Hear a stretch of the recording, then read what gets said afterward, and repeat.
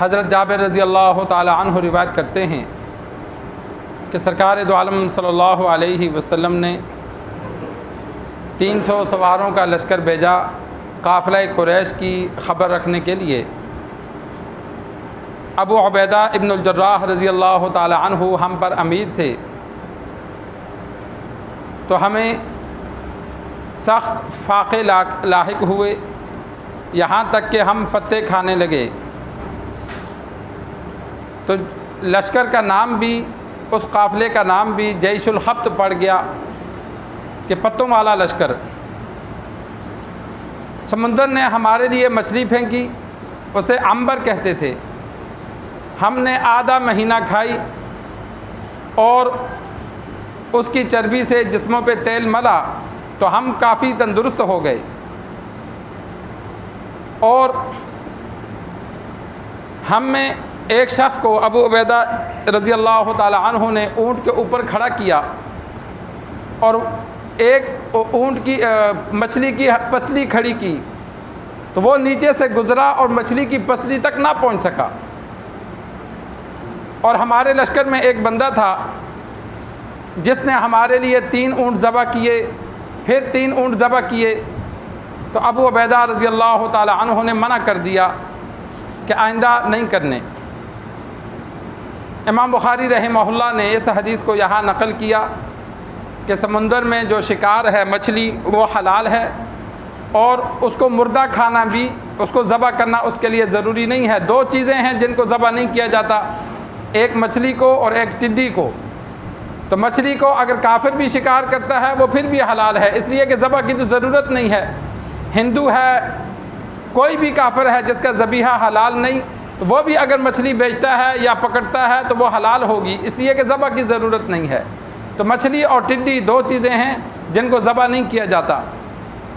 تو بطور دلیل کے ایک واقعہ نقل کر دیا، آپ صلی اللہ علیہ وسلم نے 300 بندوں کا قافلہ بھیجا، راستے میں جو کھانے پینے کا سامان تھا وہ ختم ہو گیا، تو سعد بن عبادہ رضی اللہ تعالی عنہ کا بیٹا تھا قیس، اس نے اپنے اونٹ ذبح کرنے شروع کیے۔ جب اس کے اونٹ ختم ہو گئے تو اس نے ادھار لیے، ایک دن ادھار 3 اونٹ لیے 300 بندوں کے لیے۔ عرب والے 100 بندوں کے لیے ایک اونٹ ایک دن کے لیے ذبح کرتے تھے، تو 3 اونٹ ذبح کیے، اگلے دن پھر 3 اونٹ ادھار لے کے ذبح کیے۔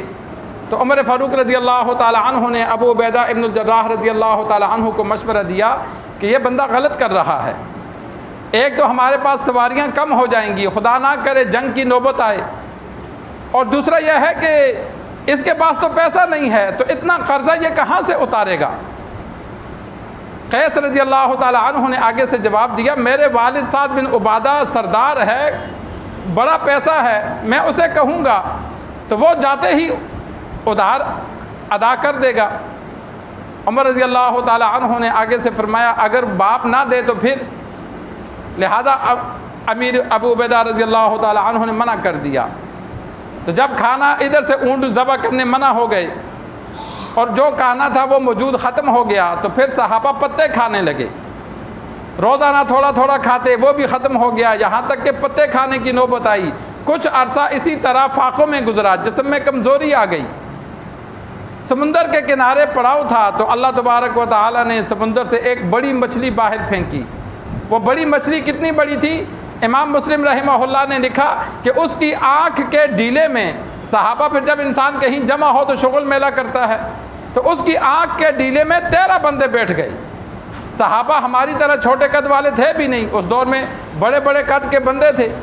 آج ہماری جو تلوار ہے وہ کلو کی نہیں ہوتی، خالد بن ولید رضی اللہ تعالی عنہ کی جو تلوار تھی جو وہ چلاتے تھے وہ 35 کلو کی تھی۔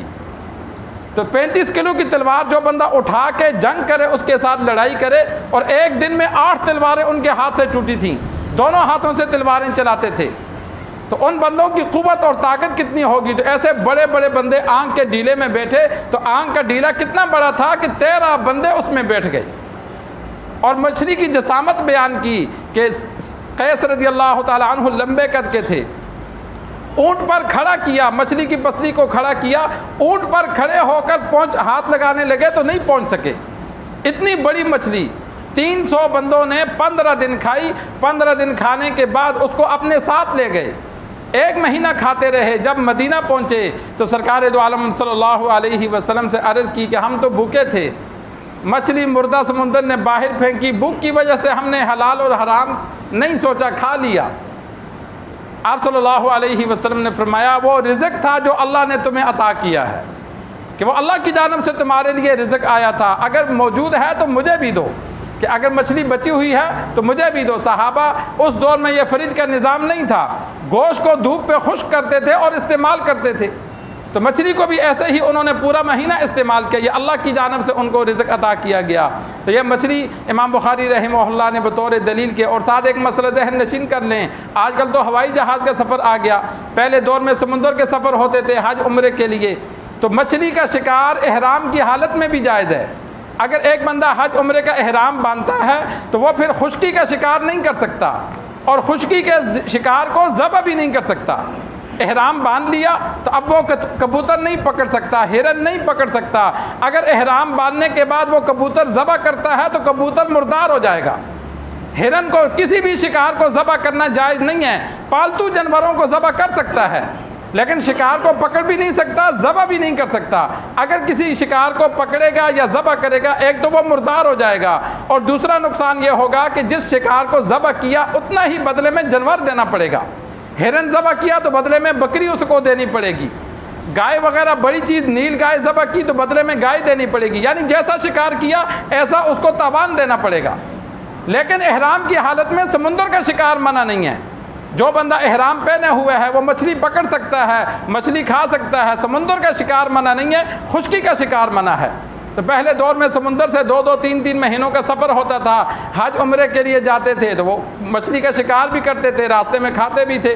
تو مچھلی کا شکار اللہ نے اجازت دی ہے, سمندر کے شکار کی اجازت دی, لیکن خشکی کا یہ احرام کی حالت میں ہے. عام حالتوں میں تو سب صورتوں میں جائز ہے. اللہ سے دعا ہے اللہ ہمیں دین سیکھ کر سمجھ کر عمل کرنے کی توفیق عطا فرمائے.